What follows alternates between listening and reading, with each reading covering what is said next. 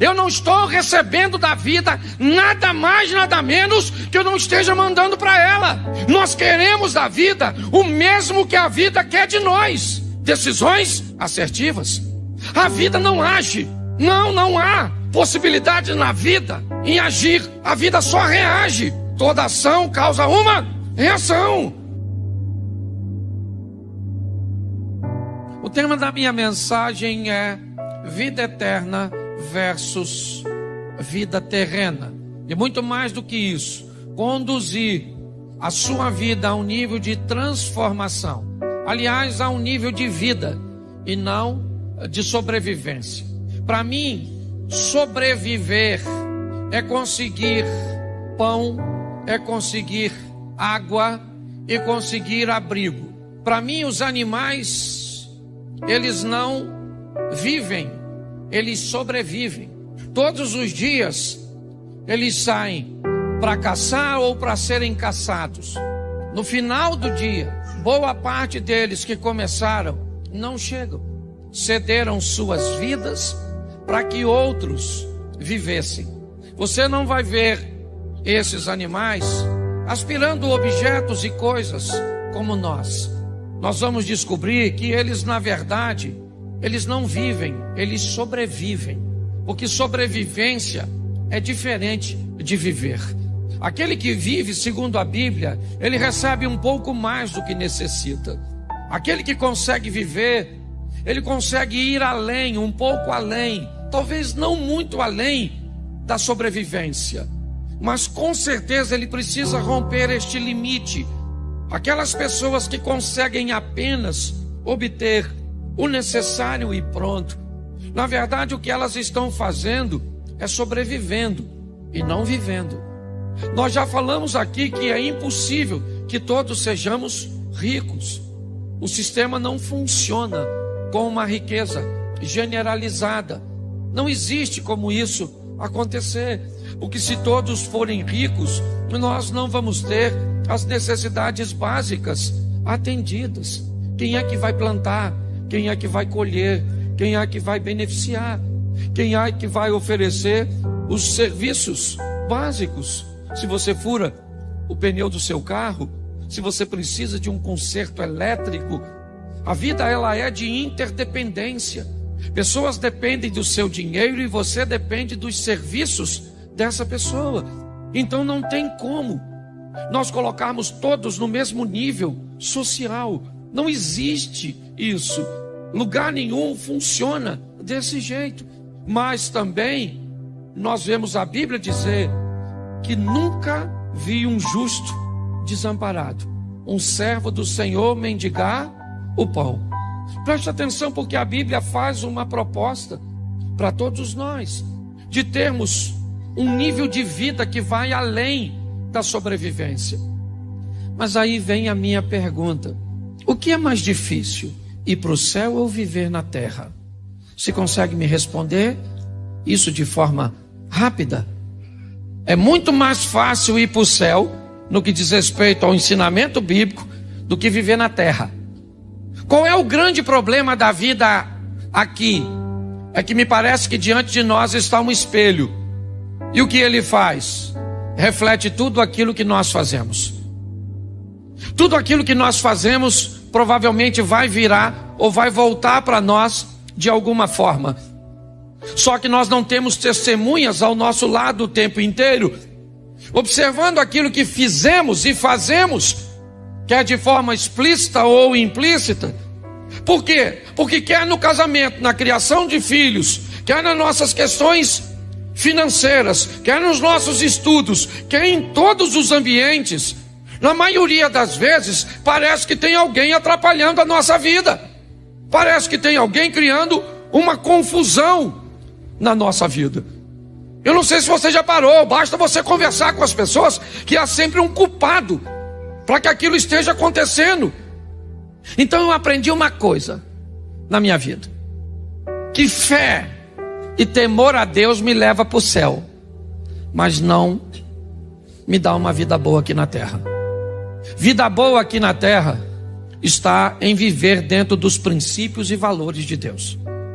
E um deles é a lei da semeadura. Me entenda bem. Quem vive bem aqui na terra, obedecendo valores e princípios que estão na Bíblia e algumas pessoas sequer são capazes de notar, porque muitas vezes parece que não está na Bíblia, ou a Bíblia não te ensina a buscar fazer tudo o que você for fazer da melhor maneira possível. Como é que se faz algo da melhor maneira possível? Obtendo o máximo de conhecimento possível em torno daquilo que vai ser executado. E como é que se reúne o máximo possível de informação daquilo que precisa ser executado? Estudando, adquirindo informação, conhecimento, ferramentas. A Bíblia diz isso. Porém, quando você vê alguém que não frequenta a igreja, mas que buscou o máximo de informação daquilo que vai executar, executa aquilo com maestria, é alguém que aprendeu a fazer aquilo que veio à sua mão da melhor maneira possível, tem sucesso. Mas não faz sentido, porque o cara está num ambiente idólatra, e eu estou num ambiente religioso, crendo no Deus Todo-Poderoso e com fé em Cristo. Isso vai fazer você ir para o céu, não viver bem aqui na terra. Isso também não significa que esse que cumpriu os princípios sem fé vai para o céu. São duas coisas distintas. Aliás, a Bíblia sempre fez essa distinção: vida terrena, vida eterna. O que nós temos que entender é a maturidade, ou ter a maturidade para entender que os princípios e valores, quando são obedecidos, me traz uma prosperidade terrena, que a fé e o temor a Deus me levam para o céu. E se eu quero viver o que a Bíblia me oferece como proposta, eu tenho que unir as duas coisas: viver uma vida excelente aqui na terra e depois ir para o céu. Nossa proposta é melhorar a sua vida, é fazer com que você saia daqui com uma vida muito melhor. Fazendo o quê?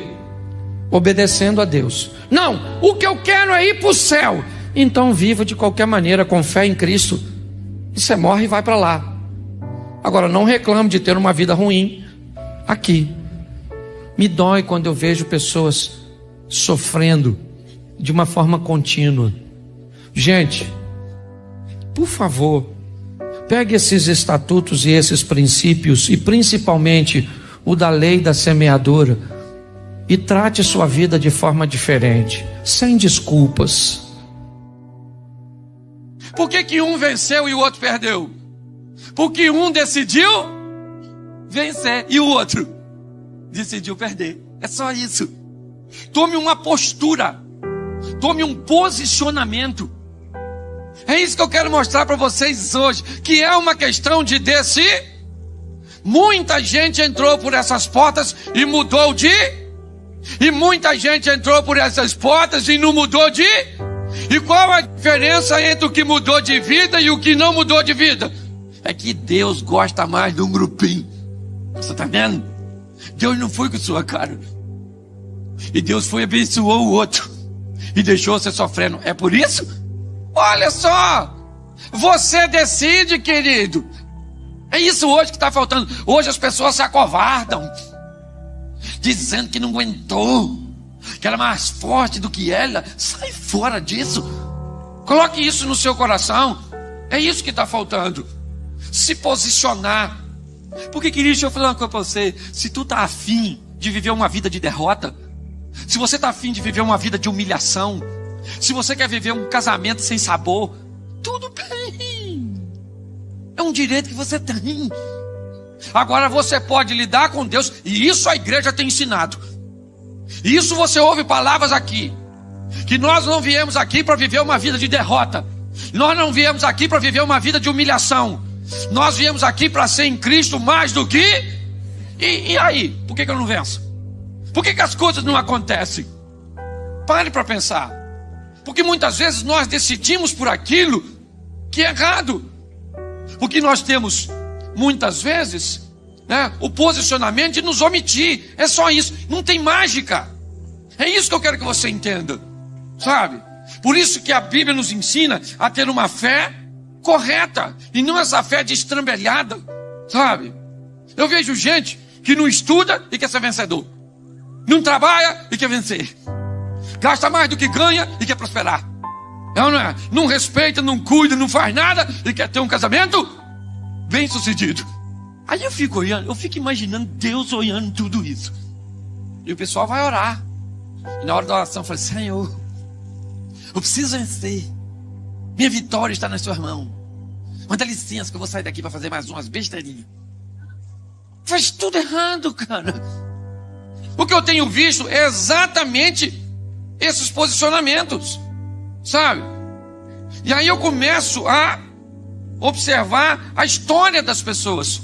Como as pessoas estão se comportando indevidamente diante de uma proposta de um evangelho tão digno, tão decente, sabe? De um evangelho tão sóbrio, tão real. Querido, nós vivemos debaixo de lei de semeadura. Diga uma coisa para mim. Diga, a única voz que o meu futuro escuta é a voz da minha semente. Você pensa que o seu futuro vai escutar suas orações? Não, o seu futuro vai escutar suas ações. Tudo aquilo que o homem semeia, isso também ele. Então nós vemos pessoas. Qual é a minha grande preocupação? É que ao longo desse emaranhado de gente que entra por essas portas, pessoas entram e tiveram suas vidas totalmente transformadas. Entraram aqui com uma vida de derrota, com autoestima lá embaixo, com o casamento destruído, desempregadas, é uma verdade, sem perspectiva de vida. E hoje tiveram suas vidas totalmente transformadas. Levanta suas mãos, quem ao longo desse período tem vivido isso com Jesus. Levanta a mão. Isso. Agora a gente sabe que tem muita gente que entra por essas portas e o que que muda? O que que muda? Nada. 20 anos, a igreja está aqui 19 anos, entrou aqui e até hoje está lutando. Pastor, que luta. O que é, meu filho? Você é crente ou lutador de MMA? Não é possível tanta luta. Não é possível, então perde logo. Não é? Então, é postura, é posicionamento, é isso. Aqui o que nós temos hoje que fazer não é muitas vezes ensinar você, mas é tentar fazer você fazer aquilo que você precisa que seja feito. Tomar uma postura. Você está namorando esse menino. Às vezes para a sua vida andar, esse menino tem que sair da sua vida. Ah, pastor, mas eu já estou com 25. Aquele que vier a mim, de maneira nenhuma lhe lançarei fora. Ah, pastor, não, querido. Você precisa ter coragem de fazer aquilo que precisa ser feito. É só isso. Nós estamos aqui para estimular você a sair de sua zona de conforto e agir, sabe? Hoje as pessoas, eu fico imaginando, porque eu converso.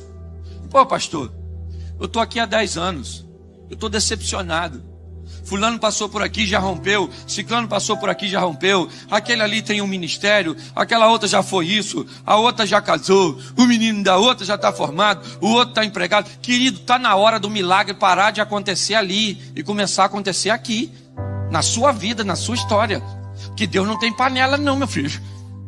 Deus não tem panelinha que diz, esse eu vou abençoar, esse eu não vou não. Deus fica olhando, esperando, vou ver o que ele vai fazer. Você pensa, um macumbeiro vai fazer uma prova para um concurso junto com um crente, certo?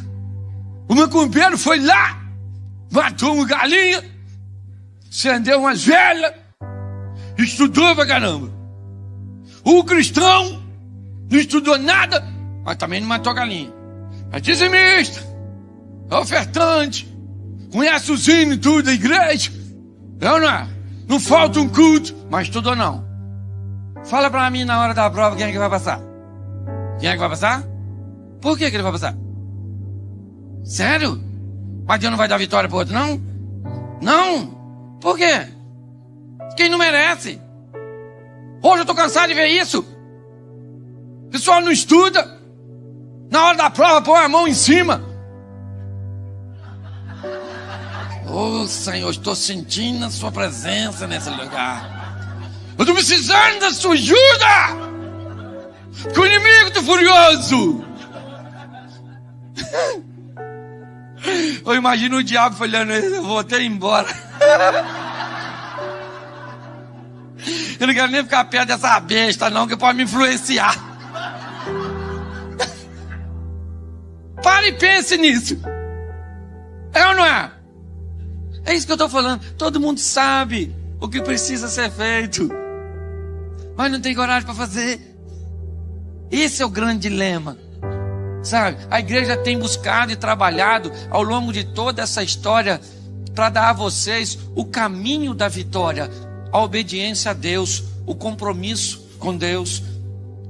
Vem nos ensinando a nos afastar do pecado, a tomar decisões que viabilizam e que demonstram que Deus é conosco, que nós precisamos dessa recompensa. Isso é muito importante, sabe? Nós vamos obedecendo e vamos recebendo da obediência os frutos. É assim que as coisas acontecem, sabe? Nós vamos obedecendo e Deus, como um Pai generoso, vai demonstrando que a obediência vai trazendo benefícios. E nós vamos nos posicionando cada vez mais em obediência e obtendo e recebendo de Deus cada vez mais bênçãos. Eu não estou dizendo que em algum momento de nossa trajetória nós vamos enfrentar uma crise, nós vamos enfrentar um caos, mas isso é um acidente de percurso na nossa vida. Nós não podemos ter uma vida de caos, uma vida de derrota, uma vida de humilhação. Não! Nós viemos aqui para sermos vencedores. Hoje eu vejo pessoas que olham para o crente e vê esse crente como derrotado, como coitadinho. Mas, irmão, a igreja não é coitadinha, não. Nós não somos derrotados, não. Nós somos filhos do rei. Nós temos em Cristo o poder para vencer. Então o que está faltando hoje? É só postura, posicionamento. Você se comportar. Eu aprendi uma coisa nessa vida. Se não está dando certo, é só por um motivo. Qual é? Ainda não é o fim. Que no final vai dar tudo certo.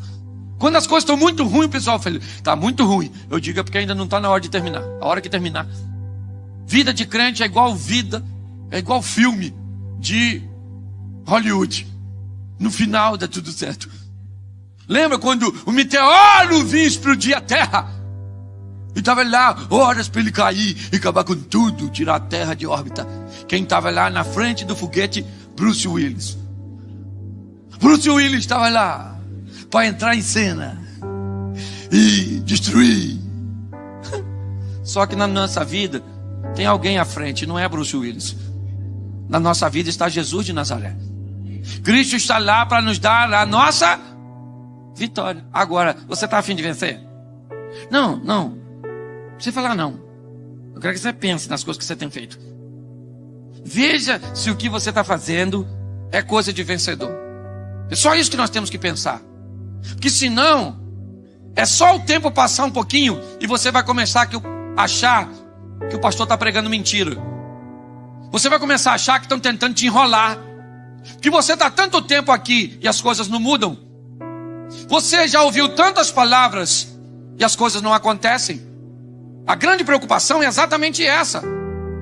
Se as coisas começam a serem ditas e você está aqui 1, 2, 5, 7 anos, 10 anos e as coisas não acontecem, a sua mente vai começar a dizer a você: tem alguma coisa de errado.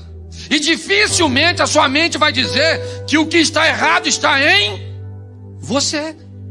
Você vai ter que culpar o pastor, você vai ter que culpar a Bíblia, você vai ter que culpar Jesus, você vai ter que culpar Satanás. Você vai ter que achar um culpado para justificar a sua culpa. Porque mediante a derrota, se você ainda se culpa, as coisas ficam muito piores emocionalmente para você. Então a igreja está aqui fazendo 19 anos, vai fazer 20, 25, vai estar aqui até Jesus voltar, mas com uma perspectiva de dizer a você o que a Bíblia manda que seja dito. E a Bíblia não me manda dizer a você que você é um coitadinho. A Bíblia não me manda dizer a você que você tem que viver na escassez, que você tem que viver um casamento ruim, que você tem que criar filhos rebeldes. A Bíblia não me manda dizer isso. A Bíblia me manda dizer que seus filhos são uma bênção. O que a Bíblia manda dizer é que o seu casamento tem que ir até que a morte. Isso. que no seu lar vai comer o melhor desta terra.